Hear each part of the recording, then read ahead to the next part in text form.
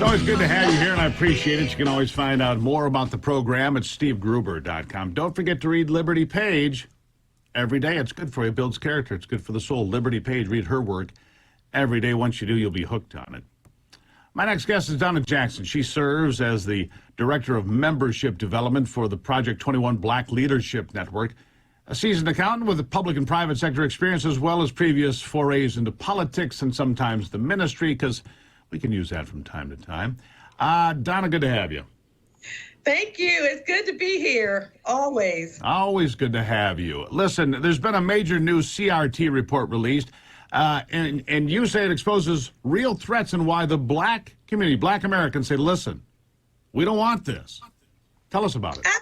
Absolutely. Listen, what CRT is, it's the soft bigotry of low expectations that liberals have for people like me that says that no matter what we do, we can never measure up.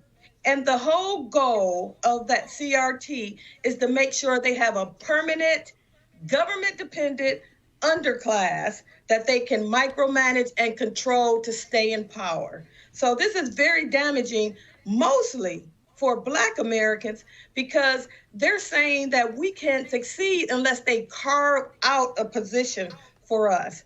But more devastating is the fact that they use us to blackmail other Americans to give up their rights, because they're saying if you disagree and if you continue to marginalize these people, which is African Americans, then you somehow are an evil person.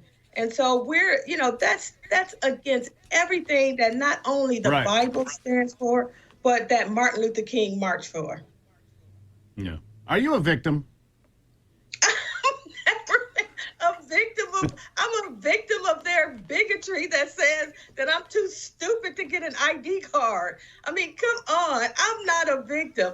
I've achieved the American dream, and I've come from the disadvantaged background. My mother didn't graduate from high school, but all 5 of her children have college degrees.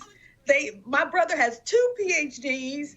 I've achieved vice president and deputy controller. I've never been a victim.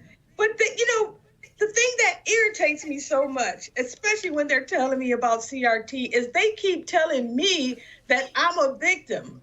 It's not that I'm telling them I'm a victim. They're telling me, no, you're a victim. And they can't stop reminding me that I'm Black. I tell them I'm not Black, I'm an American.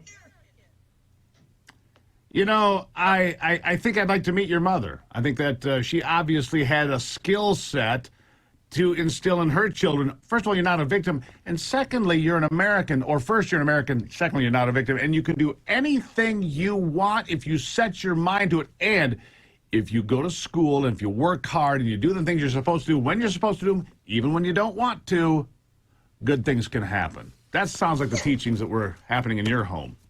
Yeah, she told us that, how people felt about us personally was their problem, not ours. What was important is how we felt about ourselves. And if we had low self-esteem, we need to go somewhere, read about something, and look at things that are good about ourselves. She never told us that we were victims. She never told us that we couldn't achieve. She always instilled in the fact that it was about what we did. We were personally responsible for our own success. Every individual in this country has roots in slavery. Slavery is not a deterrent of what you can achieve. It's about your mental state and realizing that you have worth and value. And that's what she instilled in us. And I think that she is that's the kind of person, and I don't care what the color is, that's the kind of person we need in America. That's the kind of integrity we need in America. I mean, am I an oppressor? I don't think so. My family seems to like me. The dogs and cats come around when I've got food in my hand. They seem to like me. I don't seem to oppress anybody. I just sit here and talk about things that I think are good, and I have opinions about things that I think are bad, and we share them here because the First Amendment is the most important thing I think, that's ever been put into a political document in world history. The First Amendment of the United States Constitution, the most important single sentences protecting 5 freedoms that apply to you and me equally, right? Not with equity, but equally. Absolutely. You know, Martin Luther King loved the Constitution, and so do I. It is the reason why I can speak. It's the reason why you can speak. But this victim mentality is destroying the country. And they want everybody to associate with the group because you give up your rights when you are associated just with the group. It's about individuality. We all have the right to pursue our own happiness. So we all have our own paths to travel, and we determine that. It's not determined by the group. It's not determined by an individual that tells us that we can't do this. We can do anything we set our minds to. And I think that that's the thing that's so heartbreaking about what we see right now, because you're actually abusing kids when you tell them that you're evil and you're an oppressor and you're good and, you know, you're marginalized. That's child abuse in any other situation. You know what you are, Donna? You are the thing that progressive nightmares are made of.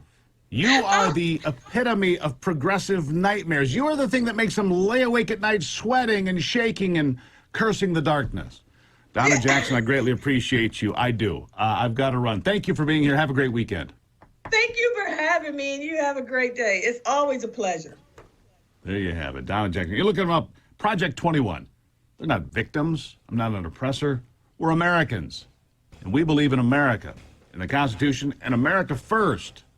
First.